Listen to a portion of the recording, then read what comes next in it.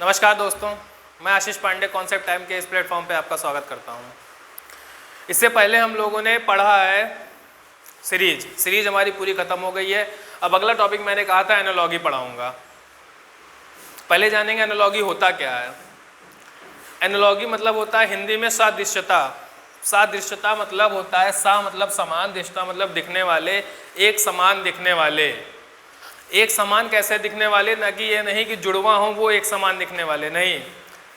4 = 4 लिखा है मतलब समान दिख रहे हैं। ये तरीका सिर्फ यही नहीं है, यहाँ तरीका ये है कि देखिए अगर 4 लिखा है और यहाँ 8 लिखा है तो ये किस प्रकार संबंधित है, ये 4 × 2 में संबंधित है या 4 + 4 से संबंधित है। उसी प्रकार 3 किस प्रकार संबंधित है आगे, ये सदृशता का मतलब है, यानी 3 × 2 हो जाएगा, 3 + 3 हो जाएगा, यहाँ 6 हो जाएगा। मतलब ये जिस पहला अक्षर दूसरे अक्षर से जिस प्रकार संबंधित है उसी प्रकार तीसरा अक्षर चौथे अक्षर से संबंधित होना चाहिए। ऐसे ही बात अल्फ़ाबेट की होती है, ऐसे ही वर्ड की होती है। तो हाँ, तो एनालॉगी पहले जानिए कितने टाइप की होती है। एनालॉगी मेनली 3 टाइप की होती है। कौन कौन सी? एक अल्फ़ाबेटिकल एनालॉगी होती है, एक न्यूमेरिकल एनालॉगी होती है, नंबर कह लीजिए, एक वर्ड मतलब शब्द। इसमें कैसे कैसे क्वेश्चन आते हैं, क्या क्या करना रहता है, वो मैं सब बताऊंगा। पहले देखिए वर्ड में क्या क्या आता है। वर्ड एनालॉगी में हमारा जीके मतलब होता है सब कुछ। जनरल नॉलेज में आपकी आ जाती है हिस्ट्री, साइंस में भी तीनों साइंस, केमिस्ट्री, फिजिक्स, बायो, और व्यवहारिक जीवन में जो भी आप देखते हैं, जैसे कपड़ा सिलने वाला सुई के हेल्प से कपड़ा सिलता है, वैसे ही डॉक्टर क्या करता है, डॉक्टर अपना स्टेथोस्कोप से चेक करता है, वो होता है व्यवहारिक ज्ञान भी आपको होना चाहिए। जीके आपकी अच्छी होनी चाहिए। जीके में हिस्ट्री, साइंस, स्पोर्ट्स, कैपिटल, किसी सिटी की, भारत में किसी सिटी कैपिटल या किसी कंट्री कैपिटल, कंट्री की करेंसी, और भी जितनी चीज़ें जीके में होती हैं सब इसमें वर्ड एनालॉगी में आती है। ये आपका नॉलेज चेक होता है। इसमें आपको जितनी नॉलेज है उस हिसाब से आप इसमें कर सकते हैं। तो अभी इसका मैं एग्जांपल ही बताऊंगा, ज़्यादा अच्छे समझ में आएगा। अब यहाँ नंबर की बात करते हैं। नंबर में क्या क्या है, मैंने आपको पहले दिन बताया था कि नंबर में आपको प्लस, माइनस, गुणा, भाग, ये तीनों आना चाहिए। कि 2 नंबर का हम लोग डिफरेंस निकाल के देखते हैं, वो जैसे जितने डिफरेंस से संबंधित है वैसे तीसरा चौथे से भी संबंधित होगा। ऐसे भी हो सकता है, या किसी नंबर के डिजिट्स, कोई नंबर लिखा है 3 अंक का कोई नंबर है, तो क्या कहते हैं, उसके अंकों में ही, डिजिट में ही उसका प्लस माइनस होता है, गुणा हो सकता है और भाग भी हो सकता है। वो एग्जाम्पल में अभी आपको समझ में आएगा। अगला है स्क्वायर याद करना बहुत ज़रूरी है, क्योंकि अभी आप एनालॉगी वाला मैं एग्जाम्पल जब क्वेश्चन बताऊंगा तो उसमें आप देखेंगे स्क्वायर प्लस माइनस का बहुत यूज़ होगा। क्यूब भी प्लस माइनस का बहुत ज़्यादा यूज़ होता है। तो कैलकुलेशन हमारा अच्छा होना चाहिए। कैलकुलेशन प्लस माइनस गुणा भाग कैलकुलेशन में ही आ गया, square plus minus, cube plus minus. तो ये चीज़ नंबरों में आपको जानकारी होनी चाहिए। अल्फ़ाबेट में क्या होता है, वही कहानी बेसिक वाली जो पहले वीडियो में थी, प्लेस वैल्यू। वो भी प्लेस वैल्यू कैसे, रिवर्स से और फॉरवर्ड से, दोनों। फॉरवर्ड मतलब होता है सीधे से, रिवर्स मतलब उल्टे से प्लेस वैल्यू। उसके बाद ऑपोजिट। बस इतनी कहानी अल्फ़ाबेट में काफ़ी है। और नंबर में आपको स्क्वायर, क्यूब और टेबल भी अच्छे से याद होना चाहिए। टेबल का भी यूज़ होता है उसमें। अगर टेबल याद नहीं होंगे तो आपको गुणा करना पड़ेगा करके, जिससे हमारा समय लग जाएगा। तो एनालॉगी में क्या देखा आपने, मेनली 3 टाइप की होती हैं, अल्फ़ाबेट, नंबर और वर्ड में हमें ज्ञान, लगभग सारा ज्ञान होना आवश्यक है। सारा ज्ञान में जीके, व्यवहारिक ज्ञान, जीके में history, science, sports, capital, currency और भी बहुत सारी चीज़ें हैं। नंबर में क्या है, हमने आपको बताया था सिंप्लीफिकेशन या कैलकुलेशन बहुत अच्छा होना चाहिए, प्लस माइनस गुणा भाग क्यूब स्क्वायर टेबल ये सब आपको रटे होने चाहिए। अल्फ़ाबेट में प्लेस वैल्यू फॉरवर्ड रिवर्स से, तो फॉरवर्ड से आपको रटी होनी चाहिए, रिवर्स से हम लोग निकाल लेते हैं, मैंने पहले वीडियो में आपको तरीका बताया था।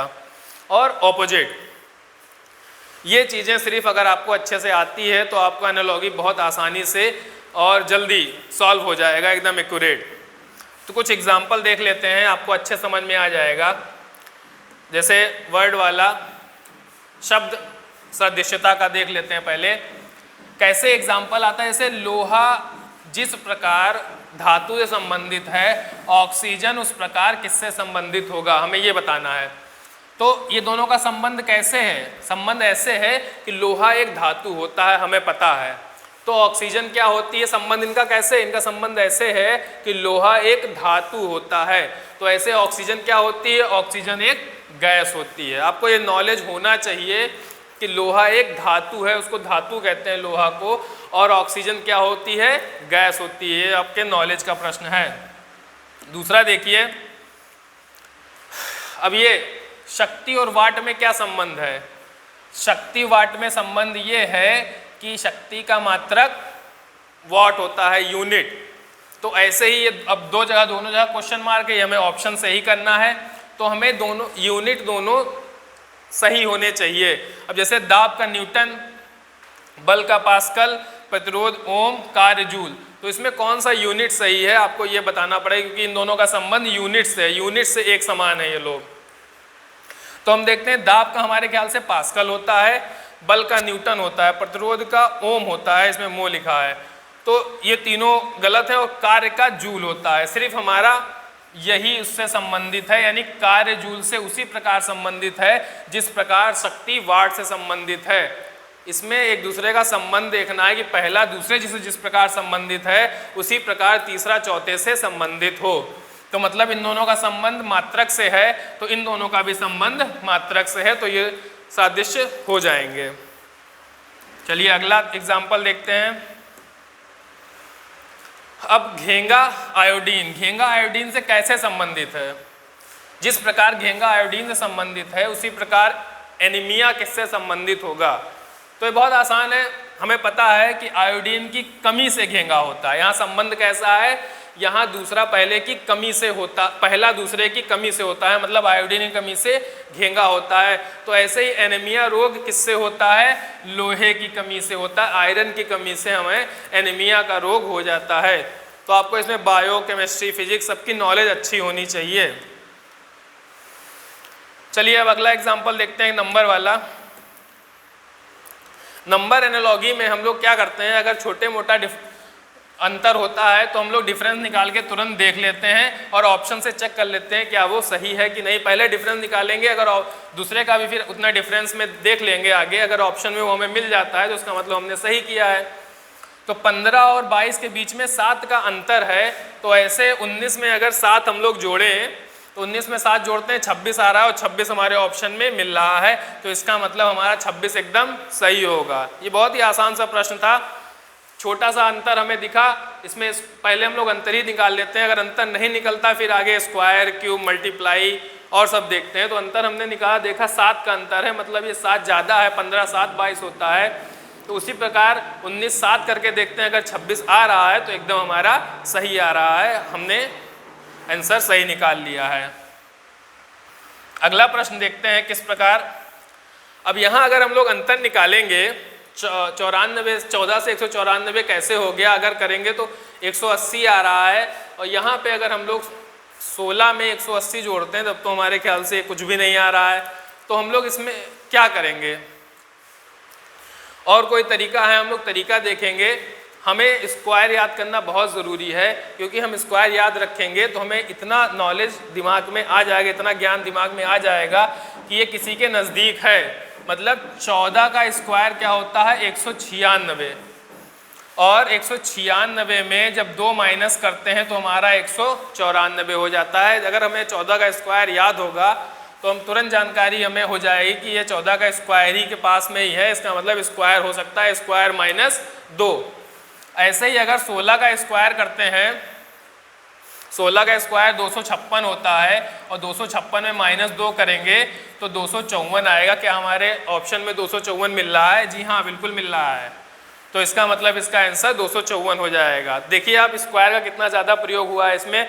अगर हमें स्क्वायर नहीं याद होता तो अभी हमें मल्टीप्लाई करना पड़ता, उसमें समय व्यर्थ होता, जो कि आगे के प्रश्नों के लिए हमें दिक्कत हो जाती। तो 14 का स्क्वायर 196 हुआ और -2 किए तो 194 हो गया। ऐसे ही 16 का स्क्वायर 256 हुआ, -2 किया 254 हो गया और वही हमारा आंसर है। एक और एग्जाम्पल देखते हैं। अब यहाँ 62 है, यहाँ 145 है और यहाँ दोनों में क्वेश्चन मार्क लगा हुआ है। तो मतलब 62 और 45, 145 जिस प्रकार एक दूसरे से संबंधित हैं वैसे ही इन चारों ऑप्शन में वो एक दूसरे से संबंधित। अगर हम इसका माइनस करके एक बार देखें तो माइनस करने पे कितना आ रहा है? 145 में 62 माइनस करते हैं, 5 में 2 गए 3, 14 में से 6 गए 8, 83। तो क्या किसी में अंतर हमें 83 दिख रहा है? किसी में हमारे ख्याल से 83 अंतर नहीं दिख रहा है। नहीं, यहाँ नहीं होगा। 167 में 291 करेंगे, यहाँ भी 83 नहीं, यहाँ भी 3 अंतर नहीं आ रहा है। और यहाँ पे देखते हैं 226 में 119, यहाँ भी नहीं मिल रहा है। तो यानी हमारे डिफरेंस वाला तो नहीं होगा, जाहिर सी बात है। मतलब इसमें कुछ डिफरेंस तो नहीं है। तो और क्या हो सकता है? हम लोग ये देखते हैं, दिमाग लगाते हैं। यहाँ पे ये 8 स्क्वायर -2 करें तो 62 आ रहा है, यानी 64, 8 8 जा 64, 8 28 64, -2 62 होता है। और अगर 12 का स्क्वायर करें और +1 कर दें तो 145 आ रहा है और 8 और 12 का अंतर 4 आ रहा है। मतलब इन चारों ऑप्शन में कोई ऐसे होंगे जिनमें पहले में किसी का स्क्वायर -2 हो रहा होगा और उससे +4 करके उसका स्क्वायर +1 होगा। तो ये किसी का स्क्वायर हो रहा है 9 में 81 -2 और 13 स्क्वायर यहाँ -1 हो रहा है। तो ये तो हमारा नहीं होगा। देखिए स्क्वायर का कितना ज़्यादा यूज़ हो रहा है। सेकेंड ऑप्शन हम लोग देखते हैं, 11 का स्क्वायर -2 और ये हमारा है 15 का स्क्वायर +1। देखिए 11 4 15, यही हमारा मिल गया। हमें आगे चेक करने की आवश्यकता ही नहीं है कि 11 के रही हम 121 होता है, 121 में से 2 गए 119 और 11 में 4 जोड़े तो 15 हो गया। 15 स्क्वायर +1 226। ऐसे ही इसमें भी 8 आ रहा है, 8 स्क्वायर -2 +4 12 स्क्वायर +1। देखिए कितना आसानी से हमारा सॉल्व हो गया। क्यों? क्योंकि हमें स्क्वायर याद है। स्क्वायर अगर हमको याद होगा तो हम बहुत जल्दी से सारे क्वेश्चन सॉल्व कर लेंगे और इसी टाइप के क्वेश्चन ही हमारे एग्जाम में आते हैं, ना कि वो आसानी से जो हम डिफरेंस निकाल के कर लेते हैं उस टाइप के क्वेश्चन आजकल बहुत ही कम आते हैं। ज़्यादातर क्वेश्चन ऐसे ही आजकल एग्जाम में आते हैं और आप देखेंगे आगे एग्जाम देंगे, आगामी एग्जामों में आप ऐसे ही प्रश्न देखेंगे। ये देखते हैं अब 111 89 105। अब ये इसमें ज़्यादा अंतर तो हमें दिख नहीं रहा है, तो हम क्या देखेंगे 11 11 22 का अंतर आ रहा है। तो 105 और 22 हम लोग जोड़ के देखेंगे तो एक भी आ रहा है, नहीं आ रहा, यानी अंतर वाला तो नहीं है डेफिनेटली। ये तो पक्का हो गया हमें कि अंतर तो इसमें नहीं ही होगा। फिर क्या हो सकता है? और कोई तरीका इसमें हमें दिख रहा है? आप चाहें तो इसके और भी तरीके अपने मन से भी निकाल सकते हैं, क्योंकि एक क्वेश्चन के 2-3 तरीके हो सकते हैं सीरीज वाले में, चाहे इसमें भी। तो हमें इसमें एक चीज़ दिख रहा है, ये 10 स्क्वायर +11 और ये 10 स्क्वायर -11। क्या हमने सही लगाया है? 10 दहाम 100 और 11 10 दहाम 100 -89। मतलब ऐसा कोई नंबर अब इसमें भी होगा कि उसी का स्क्वायर +11 हो, उसी का स्क्वायर -11 हो, ये भी हो सकता है। तो अगर हम लोग किसका स्क्वायर करें, अगर 10 का स्क्वायर करें और अच्छा हाँ ये भी हो सकता है 10 स्क्वायर +5। चलिए, और आगे हमारा यही माइनस होना चाहिए और आंसर आना चाहिए यहाँ पे 10 स्क्वायर -5 क्या होगा? 95 होगा। तो क्या हमारे ऑप्शन में 95? जी हाँ बिल्कुल। तो हमारा किस प्रकार संबंधित है? मतलब हमने 10 का स्क्वायर किया +11 किया, 10 का स्क्वायर किया -11 किया। तो ऐसे ही अगला कैसे संबंधित होना चाहिए? 10 का स्क्वायर करके वही जोड़ें और 10 का स्क्वायर करके वही माइनस करें, वो ऐसे संबंध आना चाहिए। तो हमने 10 स्क्वायर प्लस 5 किया 105 हो गया, और 10 स्क्वायर माइनस 5 किया 95 हो गया। 95 हमारा आंसर आ गया। हमारे ख्याल से ये बहुत अच्छे समझ में आ गया होगा। एक और एग्जाम्पल देखते हैं। अब 5, 125 और 6 इन चारों में क्या संबंध होगा, इन चारों में से क्या सही होगा। तो 5, 130 में क्या अंतर है, दोनों में 125 का अंतर आ रहा है। और 125 क्या होता है, अगर ये 5 क्यूब प्लस 5 करें तो 130 हमारा आ जा रहा है। 125 क्योंकि हमें पता है, हमने कहा था क्यूब भी याद करिएगा, 5 25, 5 125 प्लस 5 130 होता है।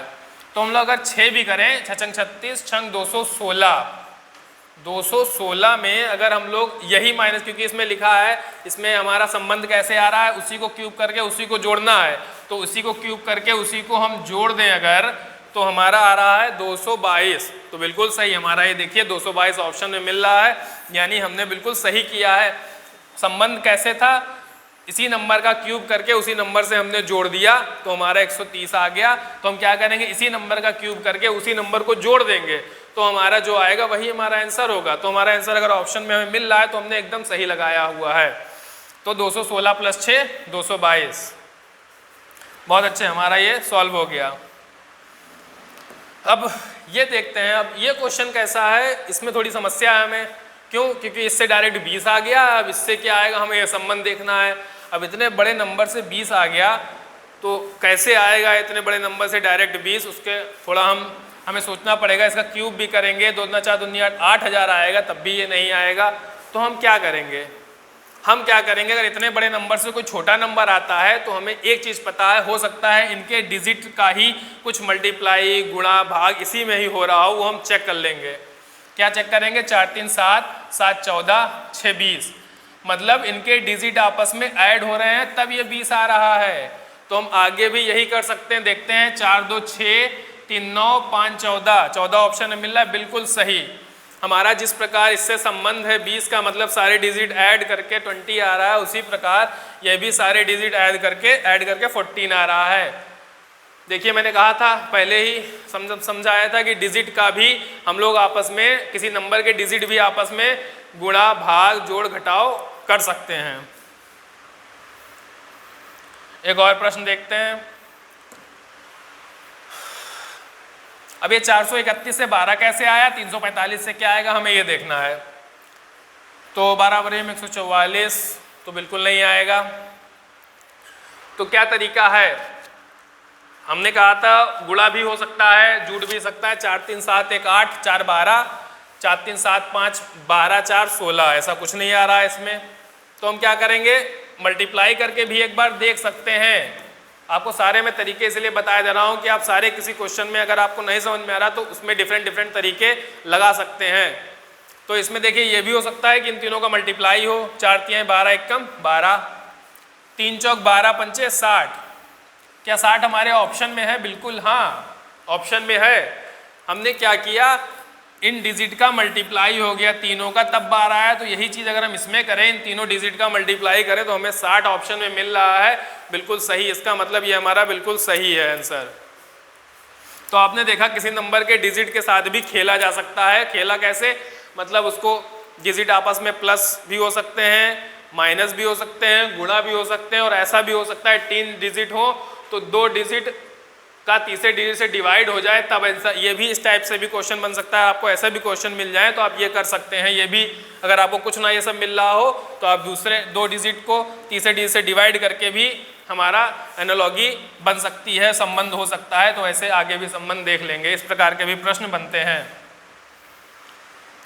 और एक प्रकार का और है, एसएससी में काफ़ी आता है। एसएससी में इस टाइप के प्रश्न आते हैं ज़्यादातर, और स्टेट लेवल में भी शायद आ सकते हैं, आया भी है 1-2 बार। एसएससी में तो इस प्रकार के बहुत सारे प्रश्न प्रीवियस ईयर में आए हुए हैं। जिस प्रकार ये शब्द समूह प्रश्न कैसे आता है, जिस प्रकार ये शब्द समूह आपस में संबंधित हैं, वैसे ही चारों विकल्प में दिए गए कौन सा शब्द समूह संबंध वैसे ही उनका आपस में है। तो मतलब 2, 14 और 16 का संबंध जैसे आपस में है, वैसे ही इन चारों विकल्पों में किसका संबंध है। तो 2, 14 और 16 का संबंध कैसे है, 2 सत्ते 14, 2 अट्ठे 16। चलिए इंटू 7 इंटू 8 का 2 से संबंध है। तो यहाँ तो कुछ नहीं दिख रहा है, 4 चौक 16, यहाँ भी नहीं दिख रहा है। यहाँ देखते हैं, यहाँ देखिए 3 सत्ते 21, 3 अट्ठे 24, सेम वही चीज़। मतलब पहला लेटर का 7 बार गुणा किए, फिर 8 बार गुणा किए, उससे वैसे ही पहला नंबर, वैसे ही पहला नंबर का 7 बार गुणा किए, फिर 8 बार गुणा किए, तो हमारा 24 आ गया। अब अल्फ़ाबेट वाला देख लेते हैं एग्जाम्पल थोड़ा बहुत।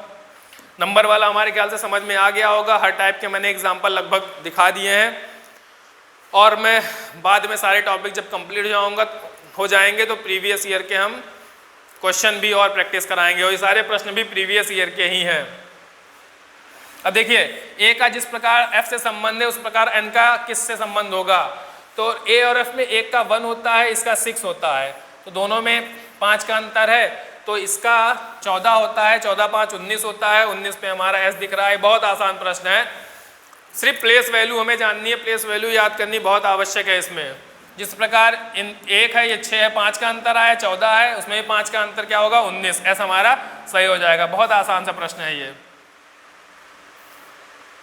अगला देखते हैं। अब ये थोड़ा घुमाऊ क्वेश्चन है, बढ़िया प्रश्न है ये। वाई स्क्वायर का संबंध जिस प्रकार 4 से है उसी प्रकार वी स्क्वायर का संबंध किससे होगा।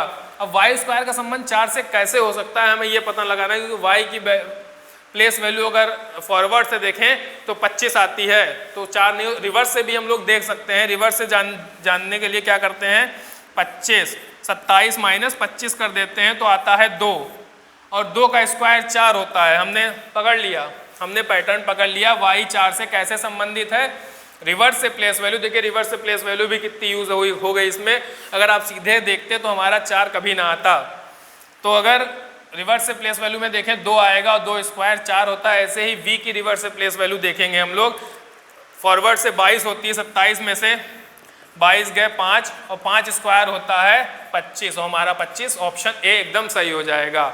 बहुत बढ़िया प्रश्न था ये।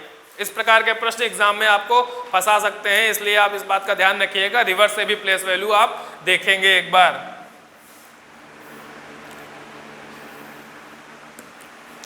ये बहुत आसान प्रश्न है। जिस प्रकार ए ई डी आई, जैसे आप सीरीज में करते थे, ए से ई कैसे आए, इसका 1 होता है, इसका 5 होता है, तो +4 किया आपने, इसका 4 होता है, इसका 9 होता है, तो +5 किया। तो ऐसे ही इसमें भी इसका 11 होता है, इसका 24 होता है। तो 11 में जब आप 4 जोड़ेंगे तो 15 आएगा, 15 पे होता है ओ। ऐसे ही 24 में आपको जोड़ना है 5, तो 24 में जब 2 जोड़ेंगे 26 आ जाएगा, 26 में 3 जोड़ेंगे तो 3 आए। 26 के बाद हम 1 2 3 जोड़ने लगते हैं, 26 लेटर होते हैं, तो 24 2 26 3 5, यानी 3 आएगा, और 3 पे हमारा होता है सी, ओ सी। देखिए हमारा जैसे ये दोनों संबंधित थे उसी प्रकार आगे भी दोनों संबंधित हो गए। अगला एग्जाम्पल देखते हैं। इस प्रकार के प्रश्न हमको थोड़ा फंसा देते हैं। देखिए डी ई दोनों 10 से संबंधित है, उसी प्रकार एच और आई कैसे संबंधित हो गए। इसमें ऑप्शन गलत दिया है क्या,